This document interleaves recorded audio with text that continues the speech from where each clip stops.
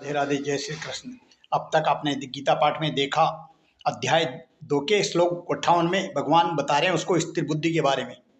स्थिर बुद्धि के बाद और भगवान श्री कृष्ण अर्जुन को बता रहे हैं, विषया विनर्वर्तन्ते निराहारस्य देहिन रसवर्जम रसोप्यस्य परम दृष्टा निवर्तते। भगवान उसको कह रहे हैं निराहारी। निराहारी का मतलब इंद्रियों को विषय से हटाने वाले मनुष्य के विषय तो निवृत्त हो जाते हैं, मनुष्य के विषय तो निवृत्त हो जाते हैं, पर रस निवृत्त नहीं होता। मतलब विषय की जो आकांक्षा वो निवृत्त नहीं होता, परंतु परमात्मा तत्व का अनुभव होने से, परमात्मा तत्व का अनुभव होने से इस स्थित प्रज्ञ मनुष्य का रस भी निवृत्त हो जाता है।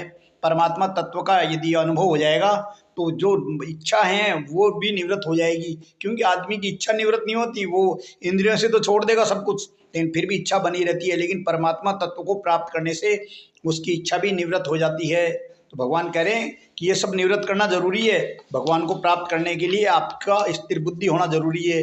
ये सब स्थिर बुद्धि वाले के लिए बता रहे हैं। और आगे बता रहे हैं, श्लोक 60 में बता रहे हैं वो, यततो हपि कौन्तेय पुरुषस्य विपश्यति इंद्रियाणि प्रमाथीनि हरन्ति प्रसभम मनय। भगवान उसको कह रहे हैं कि हे कुंती नंदन, भगवान अर्जुन को कह रहे हैं, हे कुंती नंदन, रस बुद्धि होते हुए भी, रस बुद्धि के रहने से, जब रस बुद्धि होगी तो रस बुद्धि के होते हुए, रस बुद्धि के रहते हुए भी यत्न करने से विद्वान मनुष्य भी यत्न करेगा, प्रयास करेगा तो विद्वान मनुष्य भी प्रमथनशील इंद्रियों को, मन को बलपूर्वक हर लेती है। मतलब आदमी को क्या है, थोड़ा सा भी यदि दिमाग में उसके रहेगा कि रस बुद्धि उसकी रहेगी, तो रस बुद्धि के रहते हुए वो क्या करेगा, अपना जो छोड़ देगा, सब कुछ निराहार रहना चालू कर देगा, सब कुछ छोड़ देगा, इंद्रियों को हटा लेगा। लेकिन फिर भी उसके मन में इच्छा रहेगी, वो इच्छा उसको बलपूर्वक मन को हर लेती है। हमेशा क्या है, आप ऊपर से कुछ भी कर लो, व्रत कर लो, साधु बन जाओ, कुछ भी रहो, लेकिन आपका जो मन है उसकी इच्छा बनी रहती है। भगवान इसको कहता है मन बड़ा प्रबल है, तो वो आपके रस बुद्धि रहने से भी उसका मन बलपूर्वक हरण कर लेता है।